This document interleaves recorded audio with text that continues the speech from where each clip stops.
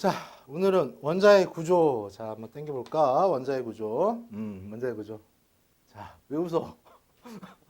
자, 따라와, 따라와, 따라와. 자,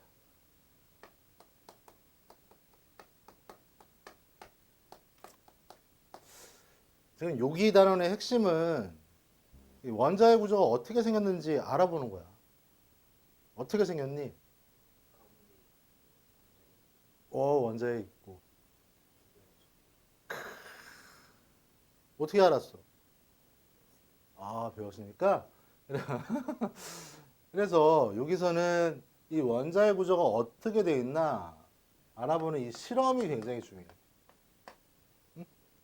자, 그래서 거기 첫 번째, 자, 뭐가 나오냐면 음극선 실험이 나오죠.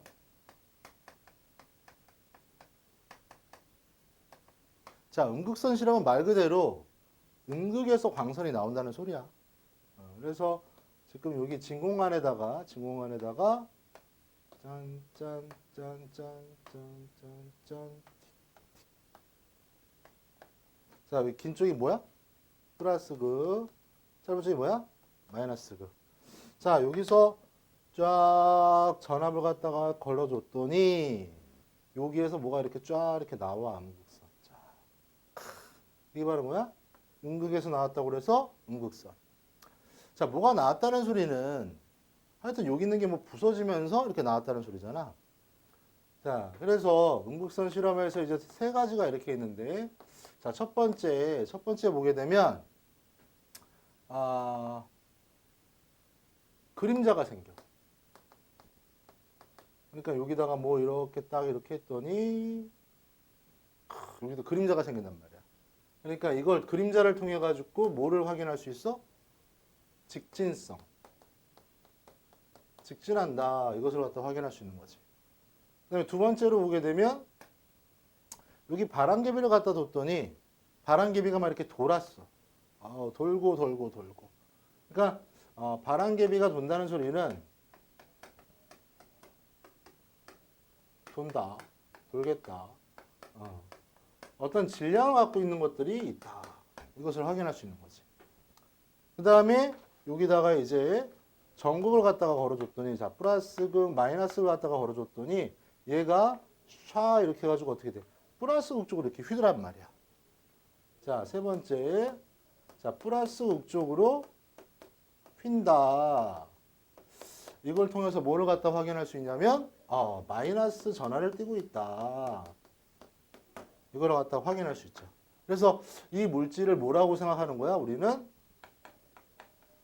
전자라고 생각을 하는 거죠. 그래서 음극선 실험을 통해서 알 수 있는 거 요 세 가지, 요것만 기억하면 끝이야. 자, 이걸 누가 실험을 했어? 톰슨 아저씨가, 그지? 톰슨. 톰슨 아저씨가. 그래서 이 톰슨 아저씨가 이걸 갖다 또 연구를 해서 널 괴롭히잖아. 그죠? 아이, 공부 안 해도 되는데.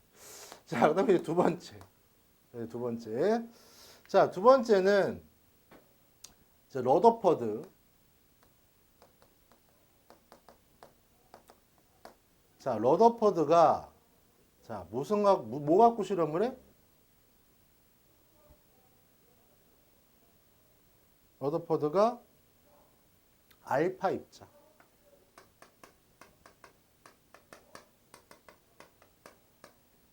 알파 입자 갖고 실험합니다.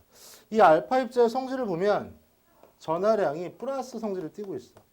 플러스 성질. 그래서 얘는 헬륨, 이 플러스. 이것도 이제 알파 입자 하나입니다.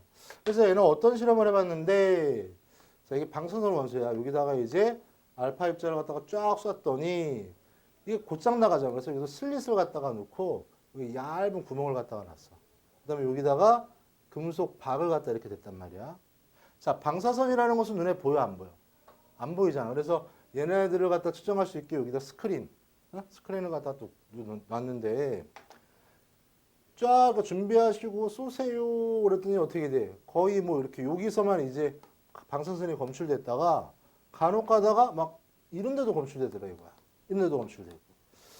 그래서 얘가 생각을 한 거지, 러더포드가. 자, 어떻게 생각을 했어?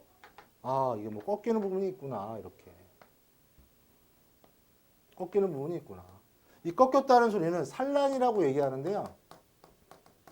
자, 꺾였다는 소리는 이게 어떻게 됐다는 소리야? 하여튼 얘를 방해하는 어떤 놈이 있어가지고 꺾였다는 거죠. 그래서 얘네들을 모델링을 갖다 해보게 되면 얘는 큰 이렇게 원자핵들이 이렇게 있고,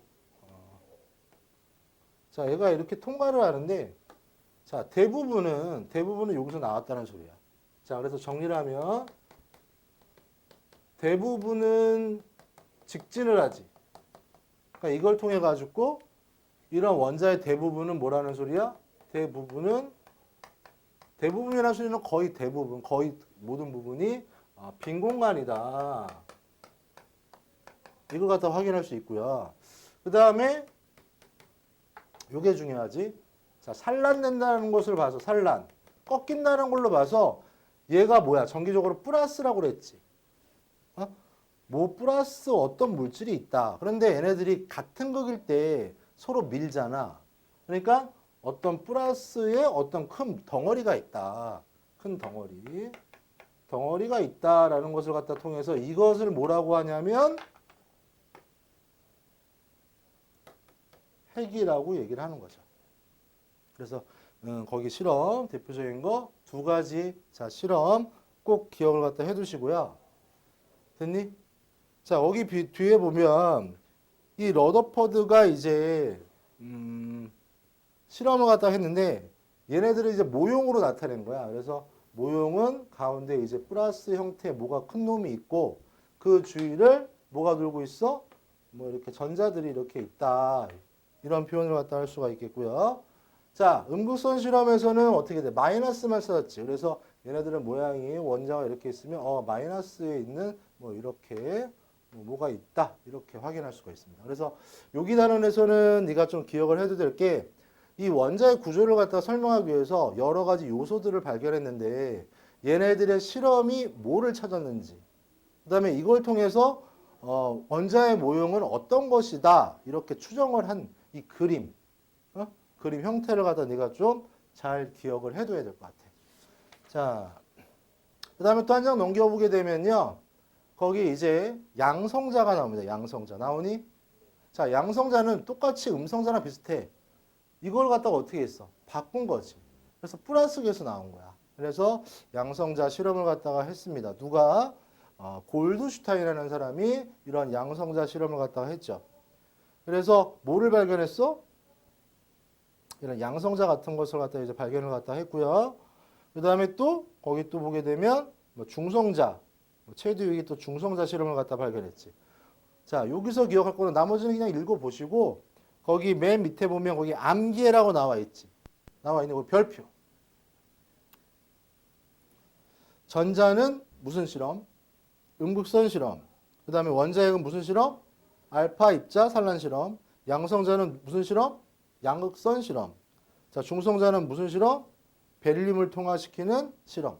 그래서 어떤 실험이 뭐를 확인했는지를 찾으면 돼. 됐니? 그게 포인트야. 됐습니까? 자, 그러면 잠깐 멈췄다가. 자, 그 다음에 이제 원자의 구조. 자, 갑자기 이제 칠판이 깨끗해졌어. 자, 원자의 구조. 자, 보게 되면 일단은 원자의 구조는 이제 뭐가 있다고 생각이 되는 거야. 우리가 다시 한번 복습해 보게 되면 전자가 있을 것이다. 그지? 그 다음에 핵이라는 놈이 있을 것이다. 그 다음에 양성자라는 애가 있을 것이다. 그 다음에 중성자가 있을 것이다. 그래서 얘네들의 이제 모형을 이제 어떤 성질이 있는지를 배우는 단원이 바로 이제 요 단원입니다. 자, 기본적으로 이제 모양을 갖다 그려보게 되면 가운데 이렇게 핵이 있고 여기 이제 양성자랑 중성자가 같이 이렇게 있어. 핵, 양성자, 중성자. 그 다음에 그 주위를 전자들이 돌아다닙니다. 자, 그래서 표현을 갖다 해보게 되면 자, 원자는 자, 뭐로 구성되어 있냐면 자, 핵과 전자로 구성되어 있고요. 또 핵은 또 뭐로 구성되어 있다? 양성자랑 중성자로 구성되어 있다. 자, 그래서 여기 특징이 나와 있는데, 자, 정기적 성질을 갖다 보게 되면 원자는 중성이야. 그러니까 핵은 정기적으로 아까 플러스를 띄고 있었지. 그 다음에 전자는 마이너스. 그러니까 항상 핵 전하량이나 이게 전자가 같아야 돼. 그 다음에 핵을 이루는 게 양성자니까 얘는 플러스를 갖다 나타내고 있겠고 얘는 없겠지. 됐니? 끝이야. 그래서 거기서 네가 확인해야 될 게 그 표를 갖다 한번 봐봐. 표가 굉장히 중요한 의미를 갖고 있는데, 자, 핵이랑 전자의 사이즈를 한번 봐봐. 사이즈. 크기. 와, 원자핵은 더럽게 크죠? 전자는 작아. 그래서 이게 좀 비유를 하자면, 이게 어느 정도 크기로 비유할 수 있냐면, 핵이 니네 학교 운동장 크기만 하다고 생각하면 돼. 와, 그러면 그 전자는 거기에 있는 모래알 정도? 그렇게 작아. 그러니까 어떤 에너지가 딱 주게 되면 핵이 움직일까 아니면 전자가 움직일까? 전자가 움직이는 거야. 그러니까 핵은 항상 움직이지가 않아. 무슨 말인지 알겠지? 자, 그 다음에 거기 질량도 봐봐. 질량도 보게 되면 표를 보게 되면 표를 보게 되면 자, 질량을 보게 되면 자, 양성자랑 중성자가 있는데 양성자랑 중성자는 질량이 어떻게 돼? 거의 1대1이지, 1대1. 맞니? 1대1이고 자, 전하량은 어떻게 돼? 전하량은 양성자만 있지. 그렇지? 그래서 이걸 이용해 가지고 이런 식이 하나가 나와. 이게 좀 중요해. 자, 원자 번호가 의미하는 게 전자수입니다. 전자수. 전자수. 그 다음에 이 전자수는 중성이 돼야 되니까 뭐랑 같아? 양성자수랑 같아야 돼. 요거 하나. 됐니? 요거씩 하나 기억해 두시면 되겠고요. 그 다음에 만약에 이제 원자의 양을 갖다가 표현할 때 뭐 예를 들어서 원자의 양을 이 질량이라고 얘기를 하고 이 질량수를 갖다 측정을 할 때 아까 보게 되면 전자는 굉장히 가벼워지는 거의 무시가 되지. 무시해도 된단 말이야. 그렇지? 그래서 핵만 달면 결과적으로 원자의 한 이 질량값을 갖다가 나타낼 수가 있단 말이야. 그래서 핵을 구성하는 게 양성자니까 양성자 수 더하기 뭐가 될 수 있어? 중성자수.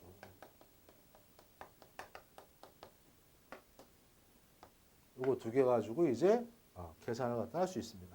그래서 이제 표현 방법을 갖다가 보게 되면 거기 69페이지 한번 표현 방법을 갖다 봐봐. 여기 지금 x라고 이렇게 돼 있으면 여기 위에다가는 뭐를 쓰냐면 질량수를 쓰고요. 여기다가는 밑에는 원자 번호를 씁니다. 그럼 원자 번호를 딱 이렇게 쓰면 네가 이걸 통해 가지고 네가 모든 걸 다 할 수 있어. 예를 들어서 자 이거 나트륨이지. 응? 나트륨 원자 번호 몇 번이야? 11번. 자, 원자 번호가 11번이라는 소리는 이걸 통해서 얘네들의 전자수는 얼마라는 소리야? 11개라는 소리고 양성자 수도 몇 개라는 소리야? 11개라는 소리지. 자, 그 다음에 얘는 23 이렇게 돼 있어. 그럼 질량수가 얼마라는 소리야? 23이라는 소리지. 자, 그럼 여기 봐봐. 자, 여기 봐봐. 샥. 질량수가 23이야. 그러면 전자수 11이니까 양성자도 11이지. 11이지. 그럼 중성자 수도 네가 예측할 수 있지 않니? 중성자 수 몇 개? 하나. 12, 12.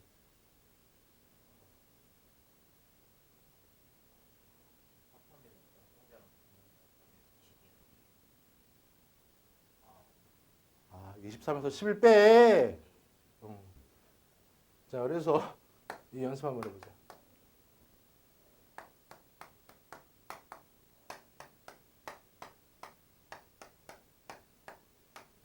얘를 뭐라고 하냐면 보통 우리가 수소라고 얘기를 하고요. 얘는 중수소라고 얘기를 하고 얘는 삼중수소라고 얘기를 하는 거지. 자, 그러면 우리가 한번 해보자. 얘 질량수, 그 다음에 양성자수, 중성자수. 좀 잘렸나? 보이나? 보인다. 자, 질량수에 얼마지? 1이지. 질량수 얼마지? 질량수 얼마지? 양성자수 얼마지? 양성자수 얼마지? 양성자수 얼마지?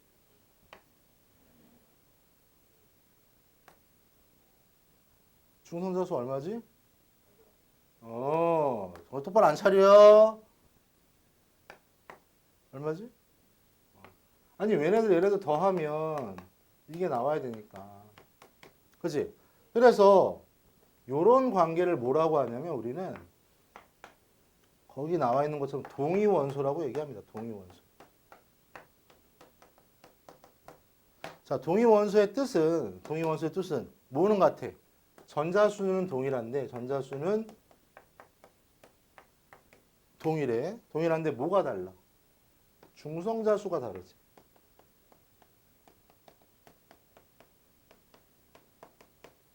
자, 원자수가 동일하다는, 전자수가 동일하다는 소리는 화학적 성질이 같다는 소리야. 그러니까 화학적 성질, 그러니까 결합을 했을 때 뭐 수소는 산소와 결합한다 그러면 얘도 산소와 결합할 수 있고 얘도 산소와 결합할 수 있고. 그런데 이제 중성자수가 다르면 물리적 성질이 다릅니다. 그러니까 질량 같은 게 달라. 그래서 보통 우리가 핵발전소 할 때 이 핵의 터빈 같은 거를 갖다가 이제 우리가 식히기 위해서 물을 사용을 하는데 그냥 보통 물을 갖다 사용하는 게 아니라 우리가 중수소 같은 걸 사용을 합니다. 그러니까 수소에 물이 H2O잖아. 중수소 이런 거. 이 자리를 갖다가 사용을 하는 거야. 그러면 얘가 좀 더 무겁기 때문에 어떻게 돼? 좀 기화되는 게 좀 덜 되겠지.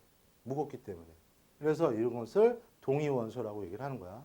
그래서 자연계에는 이러한 동위원소들이 굉장히 많습니다. 그래서 우리가 보통 이 원자량을 갖다가 얘기할 때는 보통 평균 원자량으로 얘기를 해요. 얘네들이 다 질량수가 다르니까 평균가. 그래서 평균 원자량은 얘네들이 얼마큼 존재하는 그 퍼센트, 이 존재비를 가지고 우리가 평균 원자량을 얘기를 합니다. 그게 바로 이제 여러분들 69페이지에 맨 밑에 나와 있지. 평균 원자량. 나와 있니? 자, 예를 들어서 염소가 이렇게 돼 있어요. 염소의 평균 원자량이 예를 들어 가지고 염소 어디 있어? 35짜리랑 37짜리가 이렇게 있죠. 염소 보게 되면 나와 있니? 그러니까 35짜리는 존재 비율이 75.76이잖아. 그 다음에 37짜리는 24.24잖아.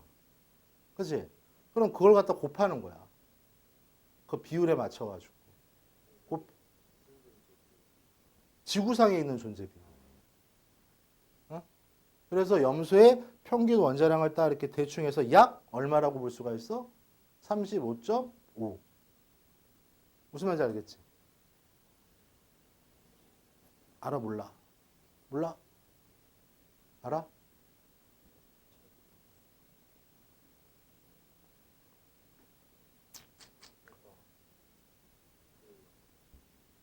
에이, 봐봐, 이거 봐봐.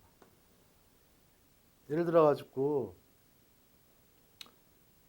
2짜리랑 1짜리랑 있어. 얘네들이 반반씩 섞여 있대. 그러니까 평균값 얼마니? 1.5잖아. 이 얘기를 하는 거야. 근데 예를 들어가지고 2짜리가 예를 들어가지고 4분의 1이 존재하고 있어. 그러면 우리가 얘 계산할 때 2짜리가 전체에서 얼마야? 4분의 1만 존재하니까 4분의 1이고 얘는 어떻게 1짜리는 4분의 3만큼 존재하는 거지. 그럼 얘네들 더하면 얼마야? 2분의 1이랑 얘네들 뭐 예를 들어서 4분의 3이니까 4, 2, 4분의 5. 그치? 그럼 비율이 어떻게 돼? 좀 다르지. 1.25 이렇게 되는 거지. 그러니까 비율에 따라 가지고 얘가 차지하고 있는 전체 비율에 따라 가지고 전체 평균값을 갖다 낸다. 그래서 그것을 뭐라고 그래? 평균 원자량이라고 얘기를 하고요. 거기 대표적으로 거기 책에 있는 걸 이용을 해서 한번 선생님 설명을 해줄게. 지금 염소를 갖다 봤을 때 35짜리랑 염소가 37짜리가 있잖아. 거기 존재 비율이 얼마라고 돼 있어? 35짜리가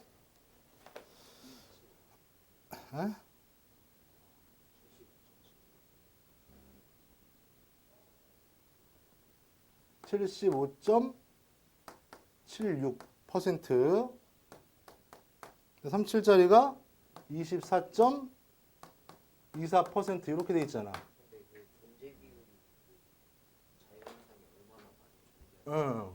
이걸 합하면 100% 되잖아. 뭐가 더 지구에 더 많이 많이 있는지. 많이 있는 놈이 더 왕이잖아. 근데 그걸 어떻게 하냐. 이 화학자들이 다 분석을 한 거지. 분석을 한 거죠. 대기 분석을 해서. 대기 분석을 한 거야. 그래서 얘가 35일 때는 얘 질량이 35짜리의 질량이 얼마냐면 이거 자질구레하게 해놨네. 34.969. 얘는 얼마냐면 36.966. 그래서 전체를 갖다가 100으로 봤을 때 얘는 34.969가 몇 퍼센트? 이만큼 있다는 75.76 더하기 얘네들 36.966 곱하기 어떻게 돼?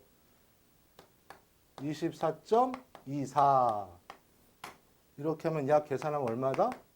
35.5가 나온다. 이거라는 소리지. 그래서 보통 이거 동위원소 관계잖아. 질량이 다르니까. 그렇지? 그래서 평균 원자량, 그러니까 염소의 평균 원자량은 어떻게 표현한다? 이런 동위원소까지 표현해서 약 35.5라고 얘기를 하는 거죠. 이해됐니? 존재 비율. 그래서 거기까지 보면 되겠고요. 특히 거기 암기에 봐봐. 암기. 나와 있니? 암기. 자, 동위원소의 공통점과 차이점 기억해놔야 돼. 자, 동위원소의 공통점은 양성자수, 그 다음에 중성자수가 달라. 그거 꼭 기억을 해놔. 자, 양성자수 옆에다가 그 전자수라고 또 써놔. 전자수. 그러니까 전자수가 같으니까 화학적 성질이 같은 거야. 근데 중성자수가 다르니까 어떻게 된다? 물리적 성질이 달라서 질량값들이 달라지는 겁니다. 무슨 말인지 알겠죠?